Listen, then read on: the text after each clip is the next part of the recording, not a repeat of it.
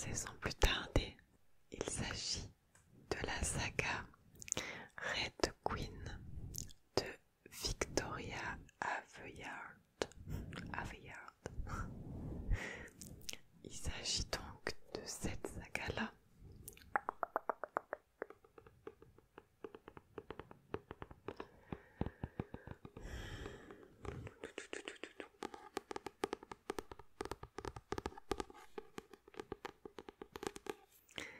Encore des histoires de rois, de couronnes. Et oui, j'étais sur une lancée là dans ce thème-là. Mais là je suis... non, quoique là je suis encore en train de lire des livres sur ça. Enfin une autre saga. Mais après... Ah je sais pas. Il y aura d'autres choses, hein, c'est juste que... Voilà.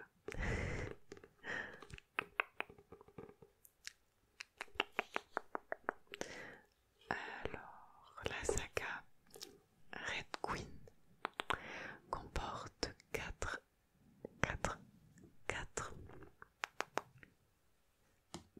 tomes, oui, que je vais vous montrer. Donc moi je les ai tous en format poche. Voilà.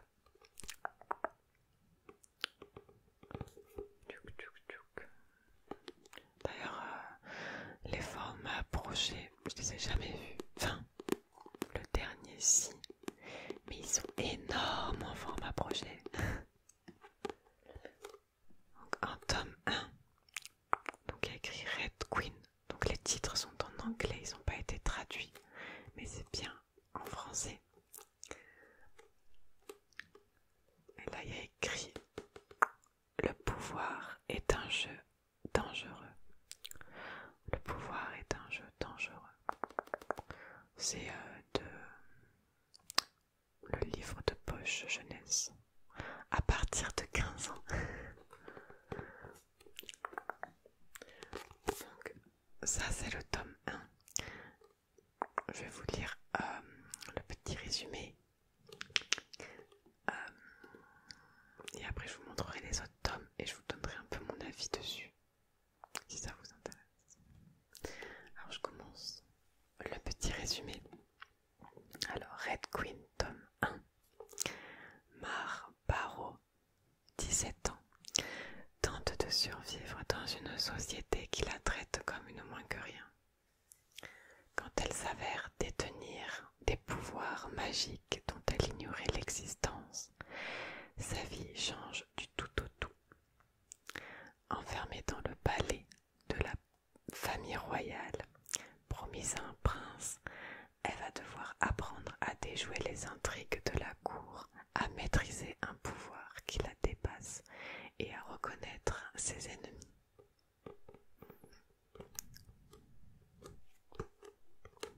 Qu'est-ce que ça t'inspire? Je suis pas comme d'habitude. Une fois que j'ai lu les livres, vu que je connais tout l'univers et tous les personnages et toute l'histoire, les résumés me paraissent très loin. Très résumés quoi. En même temps, on peut pas trop en dire dedans. Mais là, oui, ça dit rien quoi. Enfin, c'est des généralités un peu fortes, je trouve, sur le livre. Mais bon. Donc ça, Red Queen, c'est le tome 1.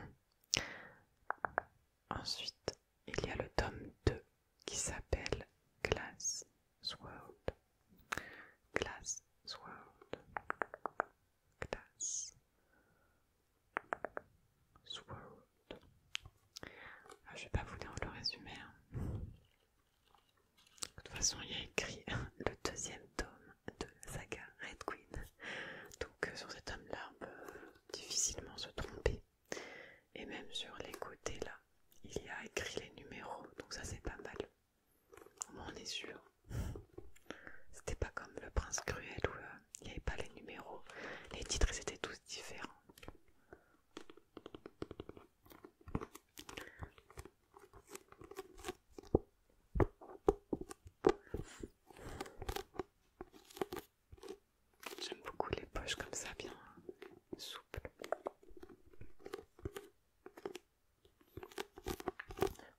couvertures sont assez simples, on représente juste chaque fois des couronnes avec du sang qui coule, tout ça, tout ça. Hop. Donc, le troisième tome, 3, s'appelle King's Cage. King's Cage.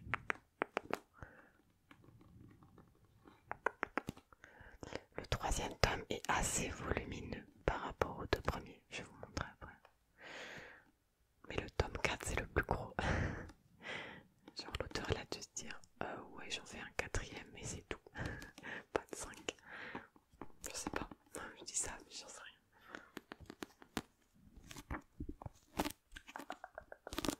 Et enfin le tome 4 donc qui est plus gros et vous allez voir, il est d'une autre couleur. Elle a fait noir, enfin bleu beaucoup plus foncé par rapport aux trois premiers qui sont de la même couleur. Et là s'appelle Warstorm. Warstorm.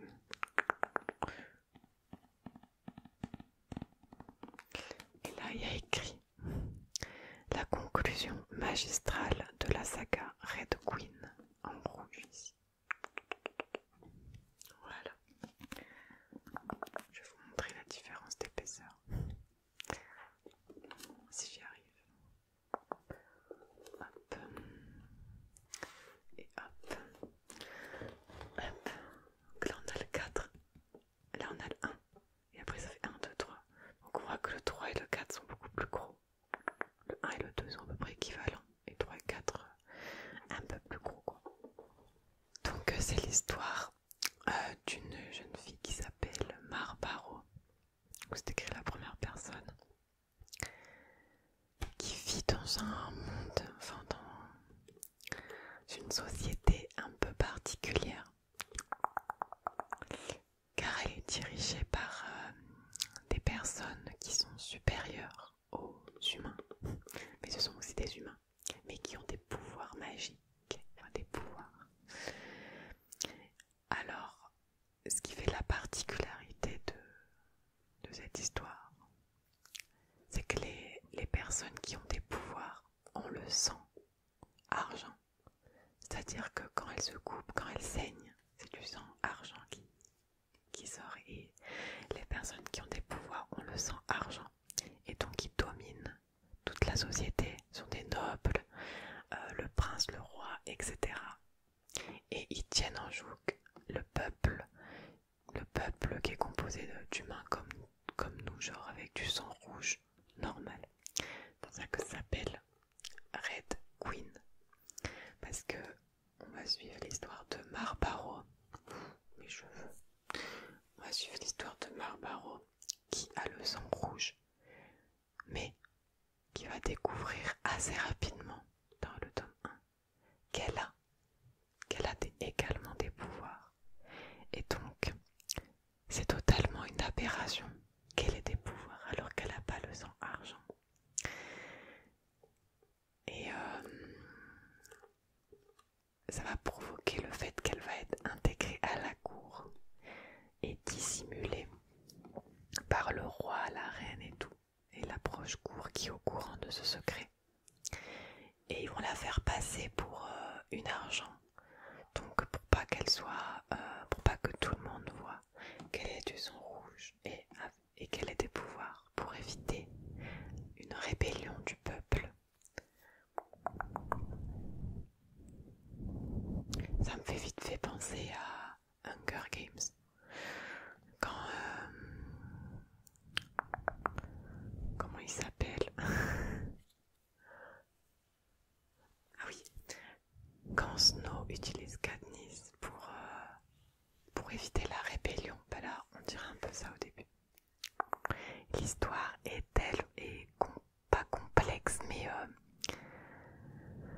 mon avis dessus, c'est que déjà c'est des petits livres, mais les pages sont super fines et c'est quand même écrit assez petit. Donc là dans ce livre là, le tome 1, il y a 430 pages.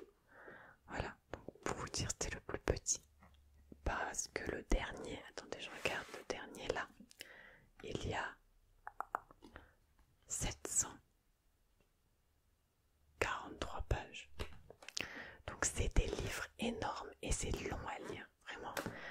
j'ai trouvé ça long parce que vu que c'était pages fines, t'as pas l'impression d'avancer dans l'histoire.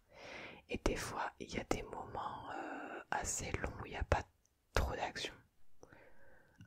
Mais j'ai beaucoup aimé toute l'intrigue, l'histoire, parce que moi je trouve dans le résumé ce qui compte le plus c'est reconnaître ses ennemis. Parce qu'il y a beaucoup de retournements de situation. Beaucoup, ouais, il y a des retournements de situation. Et ça c'est bien. Donc il y a un peu des traîtres, voilà.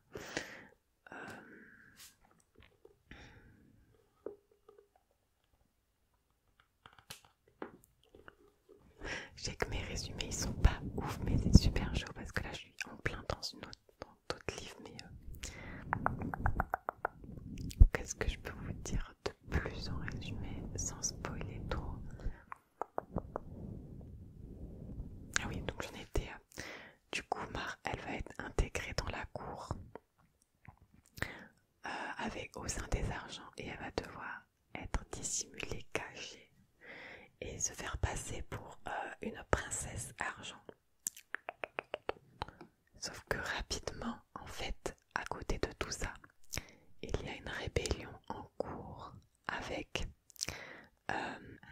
pardon, je disais, sauf qu'en parallèle de ce qu'elle vit, il y a une rébellion en cours qui est menée par un groupe et par des rebelles de sang rouge du coup, qui se nomment la Garde Écarlate, je crois, la Garde Écarlate, et qui ont tous un symbole rouge, parce que ce sont tous des personnes avec le sang rouge qui en ont marre d'être dominées par des argents et qui en ont marre d'être oppressées, d'être des esclaves, etc. Vraiment un peu similaire à Hunger Games, on va dire, si on veut des analogies là-dessus. Sauf que là, il y a toute une histoire de pouvoir. Chaque maison a des pouvoirs différents. Il y en a qui peuvent contrôler les pensées des autres. Il y en a qui peuvent contrôler le métal. Il y en a, les guérisseurs, ils peuvent te guérir de toutes les plaies que tu as. Voilà, chacun a des pouvoirs différents. C'est pas des sorciers non plus comme dans Harry Potter où ils peuvent tout faire. Mais là, c'est vraiment psychique, c'est avec leur couleur du sang. Et donc rapidement, Mar va également être un peu un symbole et rejoindre cette Garde Écarlate. Rapidement, ça c'est dans le tome 1, pour également lutter contre cette oppression. Car c'est un monde, c'est un grand pays. D'ailleurs, je crois qu'il y a une carte dans le livre. Est-ce qu'il y a une carte? Elle a pas mis la carte à partir du tome 1, tome 2. Il n'y a pas de carte dans le tome 2 non plus. Ah ouais, la carte elle est que dans le tome 3, c'est pour ça que c'est chaud à se repérer mentalement. La carte est que à partir du tome 3. Ouais, ça c'est dommage. Je vous montre. Ouais, vous voyez rien, mais... En fait, il y a plusieurs pays. Au début, dans le tome 1, on est à l'échelle d'un pays. Et on essaie de comprendre déjà ça. Et après, plus on avance dans les livres, plus il y a de pays, de guerres, des alliances, des machins, des trucs. Enfin, c'est une histoire quand même qui est bien construite. Et je crois que l'auteur se bat pour que cette saga sorte au cinéma, sorte sur les écrans. Mais en tout cas, si ça sort sur les écrans, j'irai voir parce que il y a du taf quand même. Mais ce serait grave stylé.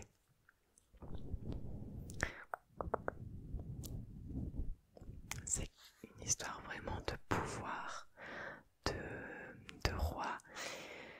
Il y a un tout petit peu de romance, mais l'héroïne Mar, M-A-R,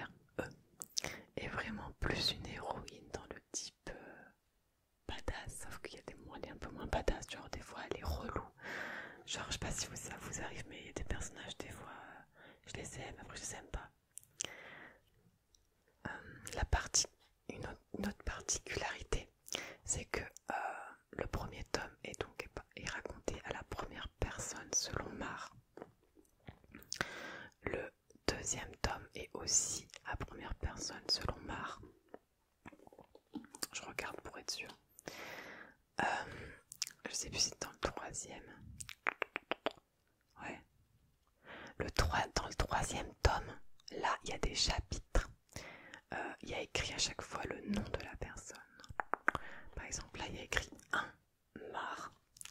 Et en fait, il y a des chapitres qui vont pas être sur Mar, mais sur le point de vue d'autres personnages. Et ça devient vraiment intéressant parce qu'on peut voir d'autres scènes qu'on ne verrait pas si on était tout le temps dans le personnage de Mar.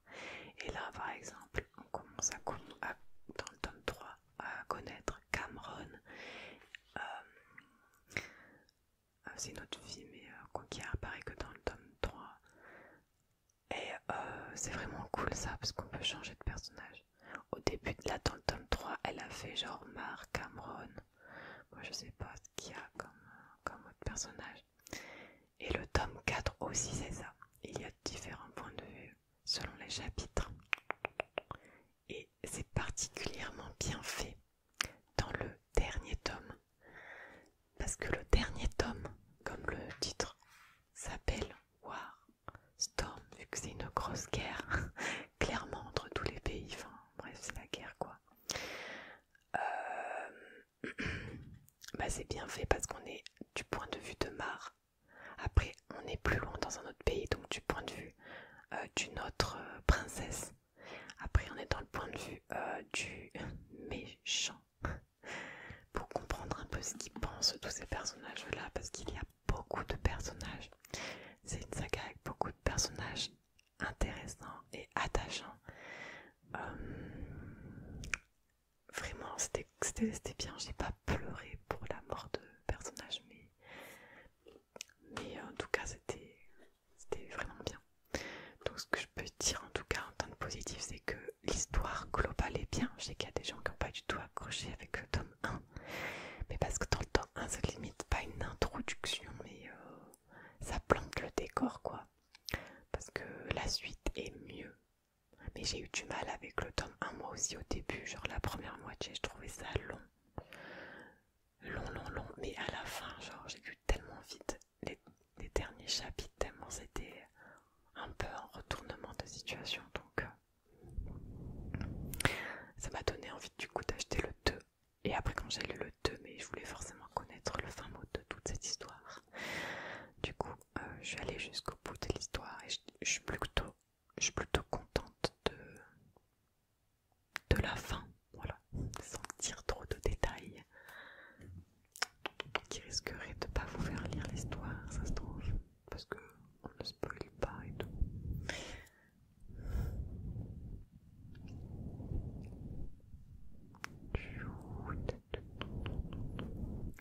Ouais, encore une saga d'histoire de pouvoir et tout, je sais pas pourquoi, genre j'aime bien lire ça, je vois comment l'homme est assoiffé de pouvoir, les gens ils feraient tout pour être au-dessus, c'est hallucinant. Et en tout cas, si vous aimez les histoires à base de royauté, de guerre, de qui va prendre quel territoire, mais en plus avec quelques pouvoirs, un peu de la magie, je vous conseille ça. C'est plutôt pas mal en vrai. Faut s'accrocher un petit peu des fois, parce que c'est long quand même. C'est une longue saga, ça m'a mis du temps. Vu que je l'ai commencé il y a 1 an et quelques mois, voilà déjà. Donc j'ai mis 1 an à la finir, c'est pour ça que le premier tome il remonte dans ma tête un petit peu. Mais c'était cool. Très différent du Prince Cruel, hein, parce que Prince Cruel c'était de la fantaisie. Là on est plus sur la diopsie, mais avec des pouvoirs, donc bon bref. Sur ce, je vais vous laisser, parce qu'on m'a dit courte vidéo et j'ai pas envie de faire trop long et de vous spoiler parce que je serais capable.